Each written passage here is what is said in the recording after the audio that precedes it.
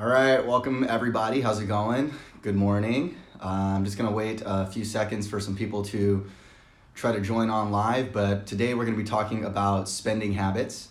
And so it's gonna be a really good topic. I can't wait to get into it for you, but like I said, we're just gonna wait for just a couple more people to sit in with us live. How's it going, everybody? Jackie, good to see you again. How's everybody doing? Karina, thanks for joining. So yeah, as I get started, I guess I'll let you know what this came from. So as we began 2019, I really wanted to do something to get out of my comfort zone a little bit, and then also to do something to create value and to bring value to everybody out there, to all of my friends and family, and hopefully touch the lives of a few other people as well. And so I decided that I was going to be coming to you on Instagram Live at 9 a.m. every Friday morning to try to share with you some of my experiences and some of the knowledge that I've acquired. I do a lot of reading, I do a lot of personal development, and I've picked up some things along the way. And so I just want to share what I've learned with you, and hopefully I can bring some value to your day. And also I want to let you guys know that this is, this is live, and so it's very interactive, and so feel free to participate in any way you can. Feel free to comment, feel free to ask questions. If you had a question about, a previous one that you saw that maybe you didn't get a chance to ask me some questions, or even if I'm talking today and you might come up with some questions about the topics that I'm discussing, then I want you to feel free, like you can ask questions or comment or chime in or do whatever you want. This is free form, and I do encourage the participation. So, how's everybody doing this morning? Did anybody grab their morning coffee? Give me a fire emoji if anybody's drinking their morning coffee today. The place to be at 9 a.m. I love it. Good stuff. Excellent. Good. All right, so let's jump into this topic here today. So today's topic, I know I had mentioned on a previous live that you want to have this, you want to create this habit of saving, and the way you want to do that is by starting small. And so today I want to talk to you a little bit more about some spending habits. So a lot of you out there probably feel like you're living paycheck to paycheck, like there's too much month at the end of the money, is what they say, right? Or you feel like saving is difficult, saving is just a challenge. And a lot of times we feel like, man, where is this money going? I know I make money, and I feel like I'm spending it all on bills, and then the end of the month comes, I don't have any more money yet, and then I'm just waiting for that next paycheck, which is already designated to bills. Does anybody feel that way? And so I'd say what you really want to do, one thing that will really help you out in this area, is that you need to, first of all, prioritize your spending. And what that means is that you really have to have a real conversation with yourself and figure out what is a necessity versus what is a luxury.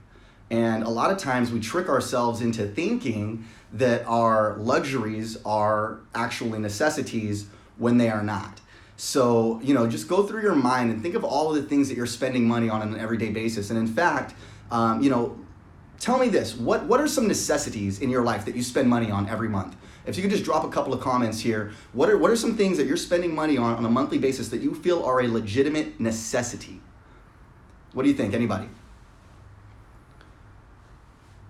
Sometimes people think like rent might be one of those things, and I would agree with that. You got to keep a roof over your head, definitely. Okay, phone, I see that one. That's a good one. I think at today's age, I think a cell phone used to be a luxury. I think nowadays that is in fact a necessity. Food, absolutely. I would agree with you. Food, rent, gas, groceries, organic food, all of those. I would completely agree with you. Okay, maybe organic food might be a little bit of a luxury depending on who you're talking to, but it might be a necessity if that's your lifestyle.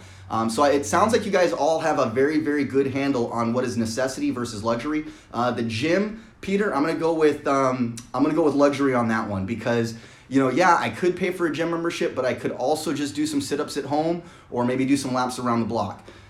So fitness is a necessity for me, but my gym membership might in fact be a luxury. And so here's what you want to do.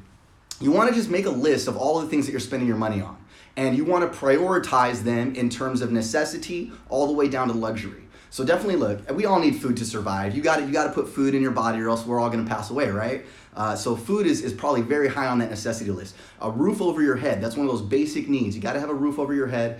I think a phone to stay connected to the outside world, definitely. If you have any insurances, I think your insurance is probably a necessity. You don't want to be driving without auto insurance. You can't live without health insurance. So those are super important. And then just keep going down the list.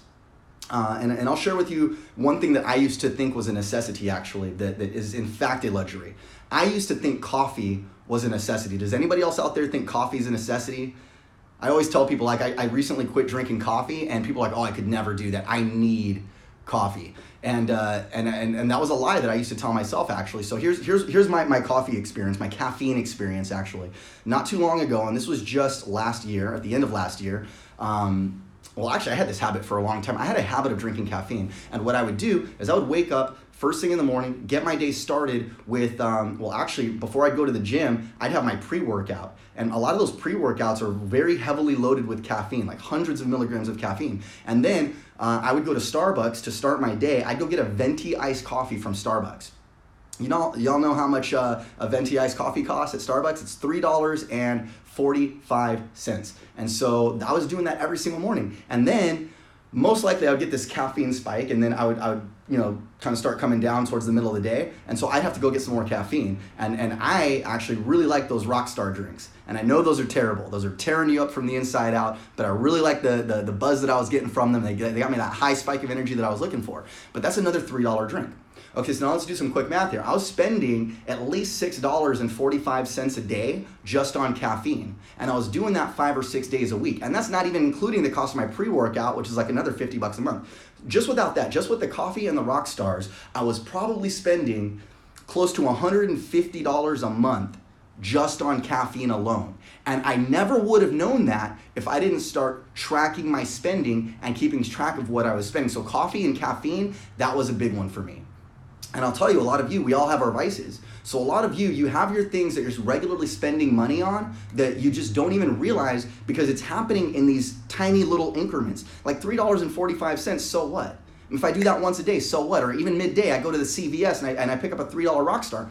I don't miss it. It's hitting me $3 at a time. But if you look at that, on what that does across the month, oh man, it was having a heavy impact on my finances at the end of the day.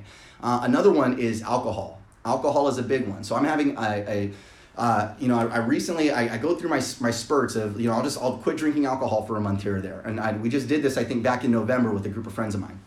And alcohol is a big one for us because here's what we do. We go to a restaurant, it's a nice environment. We're hanging out with our friends, and you look at the specialty cocktail menu, and there's a really nice spicy margarita on the menu. And this margarita costs, what is it, $15? You're like, okay, well, then you still got a tip on top of that. So you're gonna give a $3 tip. This is an $18 drink that you're having. And I don't know anybody that just goes out and has just one drink. So maybe you have two. So you just spent $20 on that one trip drinking booze, when instead you could just give up alcohol. You could just stop drinking alcohol. And I know for some of you that probably sounds like a very foreign concept, but if you just gave up alcohol, a lot of you would have hundreds of dollars a month back in your life. In fact, when I first started tracking my expenses, I tracked exactly every dollar that I spent on alcohol. If it was a 6-pack that it was for the house, or if I went out for drinks with friends or whatever it is, even if I bought a round of drinks for everybody, so not just what I consumed, but just my total alcohol expense, I think 1 month it peaked out at around $400. Now, I probably went to some sort of sporting event where prices are very high, or maybe I was on vacation or something, but it was $400 in just that 1 month. And so that caused me to really take a look at my spending, and two things that I cut out of my life were alcohol and caffeine, or at the very least, I started really, really minimizing those things. And so for me, I was able to just quit caffeine altogether, cold turkey. I don't drink caffeine anymore. Alcohol, my expenditures have been way down. And by the way, that now leads into my productive mornings. I can have earlier mornings and be more productive throughout my day. I make better decisions, just generally speaking. And so those are just two examples for me. Two things that I was able to cut out of my life or minimize, things that fall into that necessity versus luxury. Obviously, those are luxuries. And that side of things. So you just got to kind of think of what that is for yourself, because we all have these things. And so what's the process here? What's the plan? What are we going to do about this? So I'd say the number one thing that you can start doing that's really going to help you out in this area is make a list of all the things that you're spending money on in your month. Recommendations for long-term savings, absolutely. I'm going to make a note of that, and I'm going to come back on another live and talk about that. Thank you, though. But the first thing that you want to do is you want to start listing out all of your expenses and really prioritize them in terms of most needed And then once your needs are done, then most wanted to least wanted. And then when you're looking at things to eliminate or ways that you can start saving some extra money, just go straight to the bottom of that list and just start Xing things out that you don't really need in your day. And then the second thing that you can do, very important, is that you got to start tracking your expenses. Tracking your expenses is extremely important. There's a saying, they say you have to inspect what you expect. So we want to be better with our income versus expenses. We want to be better at managing our money, but none of us are really doing anything to manage our expenses. We're not really tracking it. Even at the gym with fitness, if you have a weight loss goal, are you just going to work out and not ever track your weight? Of course not. You're probably going to be, tracking your weight on a weekly basis or on a monthly basis. You're probably going to take some before pictures and some after pictures. You want to know that you're making progress towards your goals. And so same thing here. A lot of us, too many of us, we never track our expenses. We put some stuff on a card. We pay with some stuff with cash. And we don't really ever keep track of, very few people actually keep a full ledger of every single time they spend money. But that's what I challenge you to do. That's what I want you to do. How do we track that? Good question. Very good apps for your phone for that. If you have an Android phone if you have an Android phone or an iPhone, you have very, very good apps for that. I can give you a couple of recommendations on apps. If you need a recommendation, because that's going to be difficult for me live because I don't remember the specific name of it, but send me a direct message after the live and I will forward you a couple of very good options for expense trackers. And some of them are very, very easy. They let you separate everything by categories and they separate everything like a color pie chart. It's super easy to use, very awesome. And here's what I would challenge you to do. I would really challenge you to be diligent about it, and every single time you spend money, put it into your expense tracker. Even if it's just, a $2 cup of coffee, put that into your expense tracker. And that's gonna be good for two reasons. The first reason is that at the end of the month, you're gonna have a look back and you're gonna know exactly where you spent your money. You're gonna know exactly where you overspent. You're gonna know exactly where you feel like you may have wasted some money, and you're gonna have a very good picture of where you can start getting things into check. But then the second thing that you're gonna do is that when you're forced to input every single expense that as you're spending it, it causes you to really have these second thoughts about what you're spending your money on. Because you're thinking to yourself, oh my gosh, I have to go put this into my expense tracker. Do I really want a record of this? Like, do I really want to have to be accountable for this at the end of the month? Very good questions coming in here. I'm gonna get to these, I promise. Very good. Thank you for the input, Isabella. She says, just started doing that last year, really changed her life. So that's my promise to you, by the way. So if you can get on board with that, get a good solid expense tracker, but then be diligent about it. And by the way, you're gonna be creating a new habit. So this is not gonna be easy at first. In fact, it will be challenging. You're gonna track your expenses for 2 days, and then you're gonna forget 1 day, and then you're gonna forget 2 days, and all of a sudden it's a week and you didn't track your expenses. But don't get discouraged. I want you to get back on the horse and keep working at creating that habit as quickly as you can, and very, very, very diligently try to create that habit. Once you have that new habit created, then you can identify where you can cut your expenses and where you're overspending. And I promise you that you're gonna have a tremendous sense of financial freedom when you're no longer living paycheck to paycheck. You're gonna feel like you have more control over your finances when now you're dictating whether or not you're spending your money based on whether it's a need versus a necessity. I'm telling you, like now, every time I spend money, I'm thinking to myself, do I really need this right now? Do I really need this, or do I just want this? Like maybe if I just want this, I'm not gonna do it. And so you're gonna have a lot more control over your finances. You're gonna have more money in your life. It's gonna be good for you overall. And so, I'm probably gonna wrap it up with that, unless anybody has any questions specifically pertaining to this topic of spending habits. Also, just a quick reminder, I'm gonna be coming to you every Friday morning, Friday Fire, 9 a.m., and I'm gonna be talking about all sorts of topics that I'm very interested in, that I've done a lot of research in. Topics like personal finance, topics like mindset, mental toughness, health and fitness is a big one, leadership, productivity.